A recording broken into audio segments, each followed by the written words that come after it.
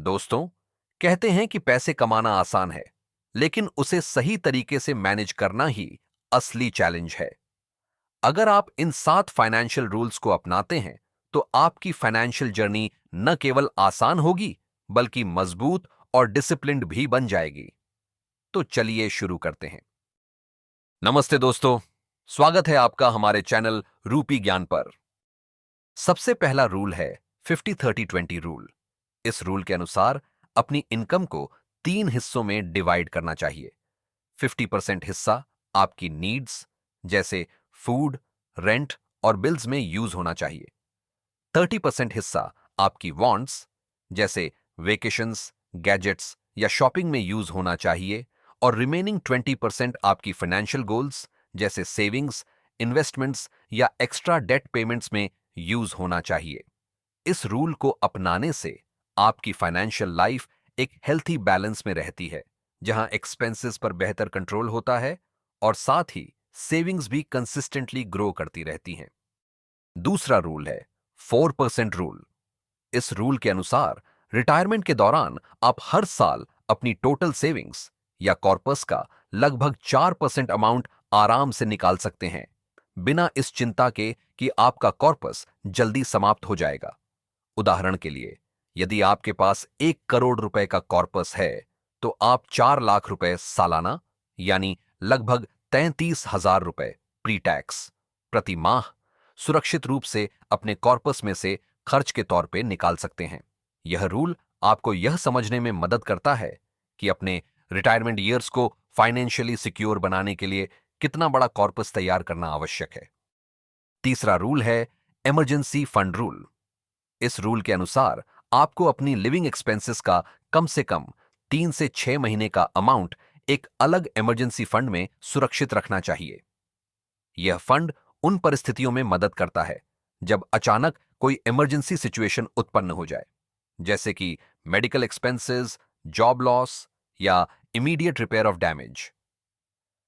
Emergency fund को हमेशा एक ऐसे फाइनेंशियल इंस्ट्रूमेंट्स में रखा जाना चाहिए जहां हाई लिक्विडिटी और लो रिस्क हो, जैसे savings account, fixed deposit with premature withdrawal facility या लिक्विड म्यूचुअल फंड्स। इस तरह का बफर तैयार रखने से आपको लोन्स या क्रेडिट पर निर्भर नहीं होना पड़ता और आपकी फाइनेंशियल सिक्योरिटी मजबूत बनी रहती है। चौथा रूल है 1/3 रेंट रूल। इस नियम के अनुसार आपका हाउस रेंट आपकी मंथली इनकम के 1/3 से अधिक नहीं होना चाहिए। उदाहरण के लिए, यदि आपकी मंथली सैलरी 60,000 रुपए है, तो आपका मंथली रेंट 20,000 रुपए से अधिक नहीं होना चाहिए। यह रूल इसलिए महत्वपूर्ण है क्योंकि रेंट पर ज्यादा खर्च करने से सेविंग्स और इन्वेस्टमेंट्स पर सीधा असर पड़ता है। इस गाइडलाइन को अपनाने से आप अपने फिक्स्ड एक्सपेंसेस को बेहतर तरीके से मैनेज कर सकते हैं और अपने लॉन्ग टर्म फाइनेंशियल गोल्स जैसे वेल्थ क्रिएशन और रिटायरमेंट प्लानिंग पर अधिक ध्यान केंद्रित कर सकते हैं। पांचवां रूल है 2 टाइम्स इन्वेस्टिंग रूल। इस नियम के अनुसार जब भी आप कोई लग्जरी आइटम खरीदते हैं, तो उतने ही अमाउंट को पैरेलल में इन्वेस्टमेंट के रूप में भी एलोकेट करना चाहिए। उदाहरण के लिए, यदि आपने 10,000 रुपए के शूज खरीदे हैं, तो उतनी ही अमाउंट को किसी सूटेबल इन्वेस्टमेंट ऑप्शन में लगाना एक वाइज डिसीजन होगा। यह अप्रोच न केवल आपके लग्जरी एक्सपेंसेस को गिल्ट फ्री बनाता है, बल्कि साथ ही वेल्थ क्रिएशन में भी योगदान देता है।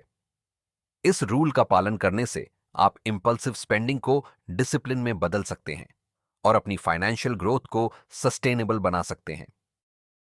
छठा रूल है 20-4-10 कार रूल। इस रूल के अनुसार यदि आप कार लोन ले रहे हैं, तो कुछ महत्वपूर्ण फाइनेंशियल डिसिप्लिन का पालन करना जरूरी है। सबसे पहले, गाड़ी खरीदते समय कम से कम 20% of total amount down payment के रूप में चुकाना चाहिए।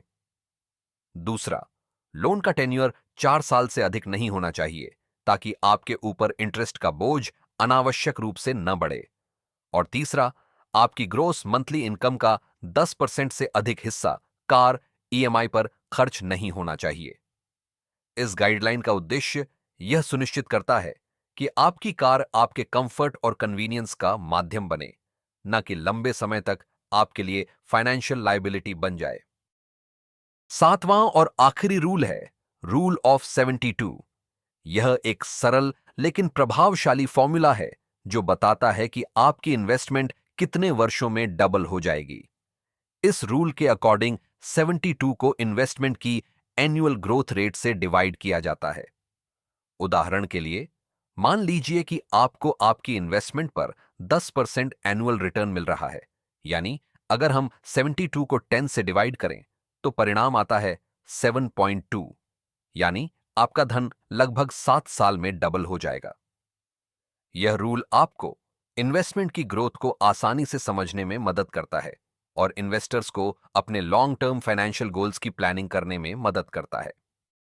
तो दोस्तों, ये थे वो 7 फाइनेंशियल रूल्स जो आपकी फाइनेंशियल जर्नी को मजबूत और स्मार्ट बनाने में मदद करेंगे। आपको इनमें से कौन सा रूल सबसे ज्यादा प्रैक्टिकल और यूजफुल लगा? नीचे कमेंट में अपने थॉट्स जरूर शेयर कीजिए। और हां, अगर आपको वीडियो से कुछ नया सीखने को मिला हो तो लाइक और सब्सक्राइब करना बिल्कुल मत भूलिए। इस चैनल पर दी गई सभी जानकारी केवल शिक्षात्मक और सामान्य जागरूकता के उद्देश्य से है। यह किसी भी तरह का वित्तीय निवेश या कानूनी सलाह नहीं है। निवेश करने से पहले अपने वित्तीय सलाहकार से सलाह लेना जरूरी है।